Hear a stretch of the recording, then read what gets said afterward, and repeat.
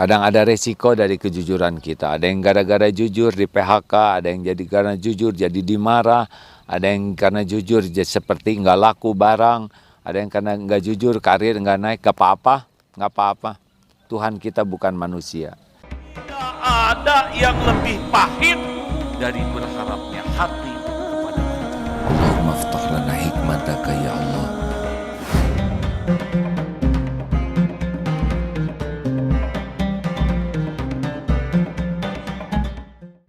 Apakah jujur itu harus memberitahu segalanya? Tidak, ya. Misalkan saya mau jujur, saya ini ahli maksiat, saya sudah, itu mah blow on, bukan jujur. Tidak ada yang nanya, tidak ada yang perlu informasi itu, tidak harus kita ceritakan segala-galanya. Karena saya orang jujur, maka saya akan beritahu, nih si ini banyak hutang. Loh, itu bukan jujur. Itu membuka aib. Saya ingin jujur kepadamu, ya, bahwa saudara ini wajahnya jelek, ini jujur loh. Lah ini bukan jujur, ini menghina. Jangan konyol hadirin ya. Tidak semua yang harus kita sampaikan. Ini jangan sampai kejujuran itu menjadi bodoh. Misalkan dalam pertempuran seseorang ketangkap, tenang Pak, sama lawan tuh, saya orang jujur. Tuh di sana ada ranjau yang disembunyikan, jangan diinjak.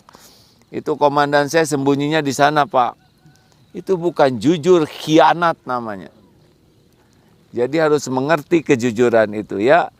Bahwa tidak semua yang kita ketahui harus disampaikan kalau memang tidak dituntut untuk disampaikan. Atau pas menikah, jujur Bu, ayo.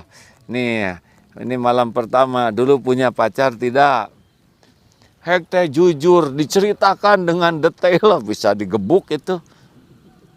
Nah hadirin sekalian, kejujuran ini perlu ilmu. Sehingga tidak menjadi sesuatu yang konyol. Ya. Tetapi kalau ingin tenang hidup ini, maka tidak bisa tidak. Kejujuran harus menjadi bagian yang mendarah daging pada diri kita. Kalau kita ingin bahagia, jujur. Kalau kita ingin mudah berbuat kebaikan, jujur. Kalau kita ingin mulia, jujur. Kalau kita ingin dicintai Allah, pasti jujurlah. Dan kalau kita ingin meniru Rasulullah SAW, beliau adalah orang yang sangat jujur terpercaya. Nanti bonusnya orang lain akan menyayangi kita. Itu bonus ya. Jadi jangan ditujukan jujur itu supaya disukai orang. Tapi jujurlah supaya disukai Allah. Karena kalau kita jujur agar disukai orang, maka kejujuran kita ini tidak menjadi jujur yang sesungguhnya. Jujur acting. Jujur supaya dagangan laku, jangan. Jujur supaya disukai Allah. Nanti yang membuat laku dagangan adalah Allah. Bagaimana kalau saya sudah berusaha jujur? Ketika ditanya saya mengatakan yang sejujurnya karena itu yang akan membuat jadi solusi. Tapi saya malah dimarahin, tidak apa-apa. Dimarah orang tidak bahaya daripada dilaknat Allah. Saya sudah jujur tapi saya tetap tidak dipercaya. Itu mah track record ya. Karena jujurnya baru sekarang, selama ini tidak jujur, jadi tetapnya nggak ngepek ya. Jadi gimana apa saya kembali nggak jujur? Jangan. Jujur aja terus ya, jujur terus. Kenapa saya sudah jujur malah saya tetap dihina? Itu sebagai penebus dosa. Dosa atas ketidakjujuran kita selama ini. Jujur. Saya jujur nih itikaf. Tapi saya malah dicurigai istri saya. Udah tenang saja. Saya pulang dimarah, ya bicara saja apa adanya. Saya tidak percaya Pak, Bapak itikaf. Jangankan itikaf, Jumatan aja langka. Ya itu kan kemarin-kemarin Bu, saya sekarang sudah sadar, makanya saya itikaf tuh mau menebus dosa saya. Gak percaya, ya sudah nggak apa-apa. Ya silahkan saja ibu mau percaya atau tidak, itu mah urusan ibu dengan Allah. Urusan saya berusaha ngomong sejujurnya, saya itikaf semalam dengan Pak Fulan. Itu yang terjadi, enggak percaya, gak usah marah. walaupun tidak dipercaya. Dan saya mah jujur, memang saya ingin Allah suka sama saya. Kalau ibu nggak percaya ya nggak apa-apa. Nggak usah jengkel, nggak usah marah. Kalau kita dianggap tidak jujur, pada kita sudah jujur, ya nanti kan Allah melihat kita benar-benar itikaf. Mungkin nanti si ibu pas lagi belanja di tukang sayur, kata tetangga, ibu makasih banyak. Kenapa? Itu suami ibu ngajak suami saya itikaf. Duh, sekarang suami saya jadi tidur aja seharian. Ya. Serius, dan ketika bangun juga, aduh akhlaknya jadi baik. Minta maaf terus ke saya, makasih. Allah atur nanti. Ya. Kita tidak harus memaksa orang menghargai kejujuran kita, tidak harus. Ya, karena kita jujur bukan untuk dihargai orang. Kita jujur bukan supaya naik pangkat. Kita jujur bukan supaya dapat sertifikat karyawan teladan. Kita jujur bukan supaya dikagumi orang. Enggak. Kita jujur kenapa? Karena Allah mencintai orang-orang yang jujur. Masya Allah. Jadi jujur juga harus benar-benar ikhlas. Bukan jujur acting. Bukan jujur demi duniawi. Nah, hadirin sekalian, ini para pimpinan di Direktorat Pendidikan, sangat berharap mengevaluasi diri masing-masing, ya. Sampai ke hal-hal yang kecil, misalkan apakah ada barang kantor, jepitan buku yang kebawa ke rumah atau tidak. Walaupun kecil ya jepitan buku, tetapi kalau ini barang kantor dibawa ke rumah, kita sudah tidak jujur. Ya, karena itu bukan hak kita. Kembalikan. Tidak boleh ada hal-hal yang bukan hak kita, termasuk kalau dulu ya telepon ada, sekarang sudah tidak ada telepon tapi kita harus jujur nih selama kita ngantor, misal kalau sedang normal di kantor kita gunakan komputer kantor untuk nulis sesuatu urusan bisnis pribadi, itu bukan haknya, itu pun sudah merupakan ketidakjujuran. Atau kantor, saya minta izin dulu ya, saya keluar dulu, lalu dia melakukan sesuatu pada jam kantor untuk kepentingan pribadi tanpa izin atau tanpa sesuai dengan aturan. Nah, itu kita sudah mencuri juga, mencuri jam kantor. Hati-hati, ini hal-hal kecil. Atau kita masuk ke kamar, ikut di kos-kosan teman, kemudian saya ikut mandi ya, di sana ada sampo, ada sabun, tapi kita tidak minta izin dulu.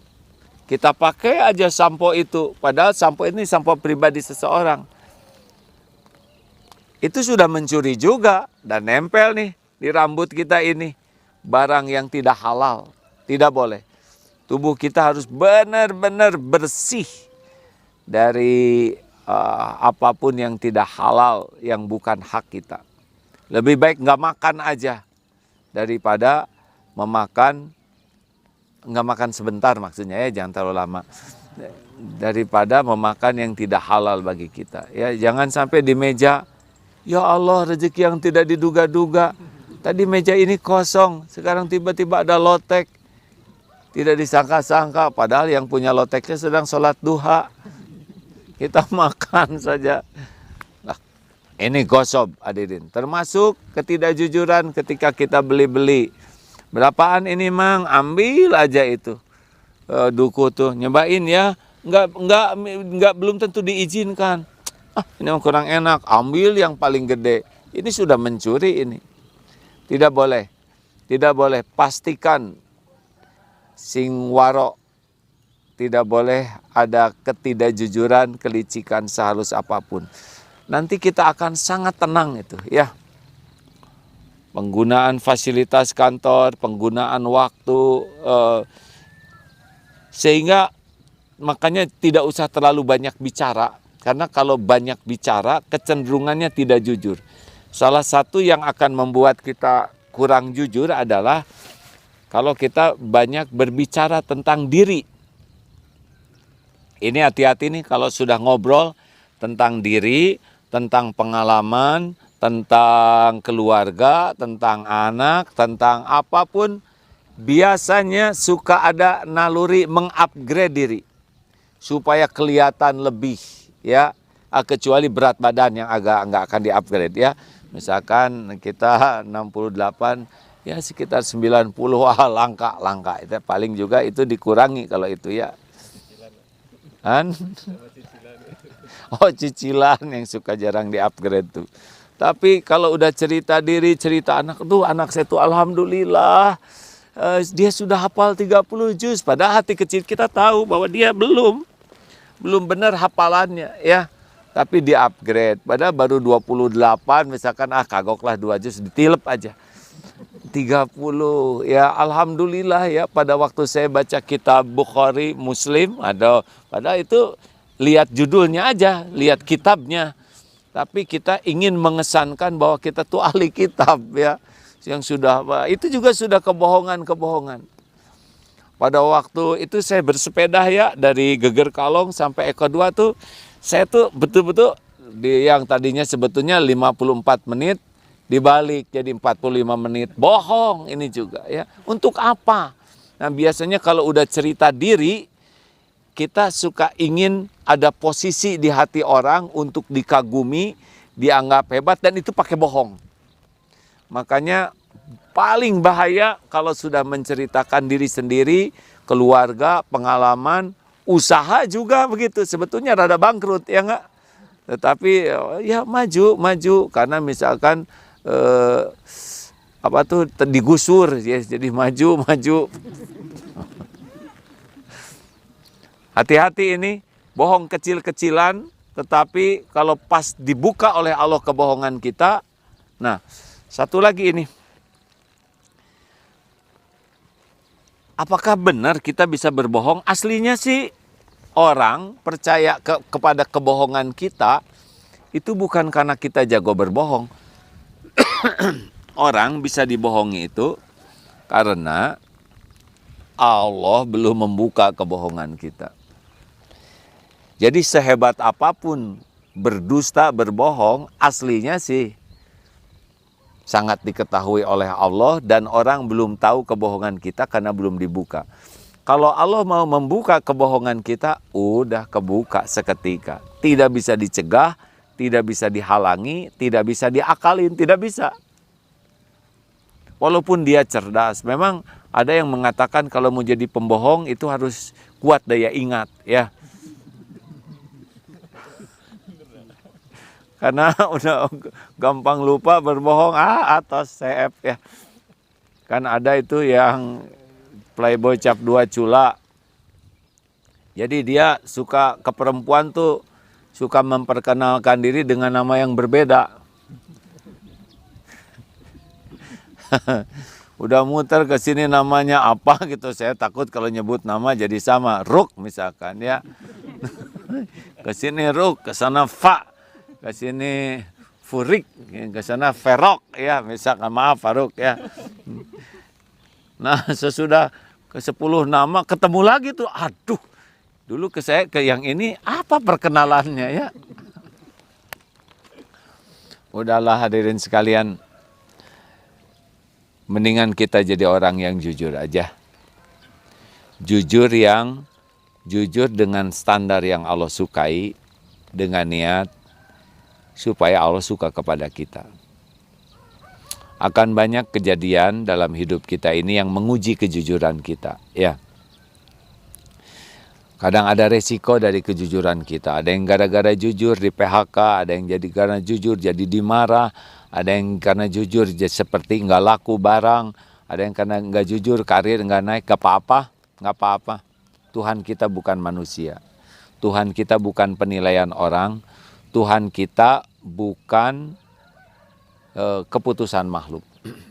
Tuhan kita adalah Allah Subhanahu wa Ta'ala yang menciptakan kita, yang menjamin kita, dan apapun yang Allah berikan kepada kita pasti akan jumpa. Tidak ada yang bisa mencegah dan menghalangi. Makanya kalau mau jujur, lakukanlah jujur lillahi ta'ala.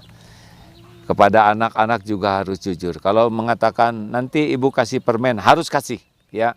Kalau kita tidak punya uang, harus akui kesalahan kita. Harus minta maaf. Jangan menjanjikan sesuatu dan kita lupa kepada janji atau menganggap remeh janji itu. Tidak boleh. Kita pastikan Mari kita bicara jujur. Ya, kalau tidak sanggup kita mengatakannya, jangan ngomong. Kalau memang kita disuruh berbicara, bicaralah yang jujur, bicara. Tetapi kalau tidak diminta bicara, ya tidak perlu. Berarti bukan tidak jujur, ya. Seperti misalkan kita punya masa lalu masing-masing. Tidak perlu kita sampaikan apa yang Allah tutupi, maka tobatlah. Tidak perlu diceritakan sebetulnya saya sejujurnya begini ya. Enggak perlu, itu kejujuran yang tidak pada tempatnya. Tinggal tobat. Ya. Oh, bagaimana saya pernah ngambil sesuatu nih. Kembalikan. Kalau itu tidak cukup dengan tobat kepada Allah karena berkaitan dengan hak orang lain. Kembalikan. Kalau mau jujur yang Allah sukai, mah nggak usah ragu-ragu. Mau apa? Ya. Para koruptor tua, udah nggak bisa apa-apa. Tanah di sana sini, rumah di sana sini, tabungan. Lihat enggak, make enggak, megang enggak. Tapi dosanya pasti iya. Diwariskan, kayak mewariskan racun. Kalau hasil mencuri diwariskan, maka itu warisannya juga haram. Tidak barokah, itulah sebabnya bisa bikin hancur nanti akhlak. Mengerikan sekali kalau kita hidup tidak takut kepada Allah sehingga menganggap remeh kejujuran. Memang kejujuran sesuatu yang sangat mahal, sangat berharga, dan semua orang suka sama orang jujur. Entah bagaimana, semua orang suka kepada orang jujur, termasuk orang yang tidak jujur juga, ya kan? Kan tidak sedikit suami yang menuntut, ibu, jadi istri itu harus jadi orang jujur, padahal dia sendiri nggak jujur, ya. Dia marah ketika istrinya bohong. Dia marah ketika anaknya bohong. Padahal dia tidak jujur, di kantor juga segala diangkut. Ya, termasuk itu pernah dilihat di penjara Sukamiskin dulu. Ketika silaturahim ke sana, ada di sebuah penjara ruangan. Badannya penuh tato, tapi di kamarnya ada boneka 2. Kecil, saya nanya, "Bang, ini apa? Ada boneka." Saya punya anak 2, Pak. Saya rindu saya tatap boneka ini. Apa yang abang cita-citakan untuk anak-anak? Mereka tidak boleh hidupnya seperti saya. Saya ingin mereka jadi orang baik, orang jujur, katanya gitu. Saya ini penjahat. Penjahat saja menginginkan anaknya jujur, betul? Mari kita evaluasi kejujuran diri kita.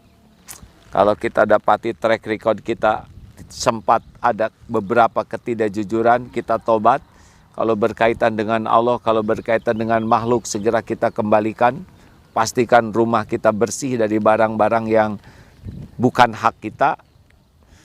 Kemudian kita tularkan kejujuran ini dalam kehidupan kita sehari-hari kepada keluarga, kepada anak, ya. Sehingga benar-benar kejujuran ini menjadi kekayaan keluarga kita, ya. Nggak apa-apa, rumah sederhana, kendaraan sederhana, tidak ada masalah sama sekali, ya. Tidak apa-apa, yang penting semuanya berkah dari kejujuran. Tidak apa-apa karir kita tidak harus seperti, tidak perlu, ya. Karir mah Allah yang menguji. Kalau teman-teman dapat jabatan apapun itu pasti Allah yang menguji. Bukan sebagai tanda kemuliaan, tetapi ujian. Masya Allah.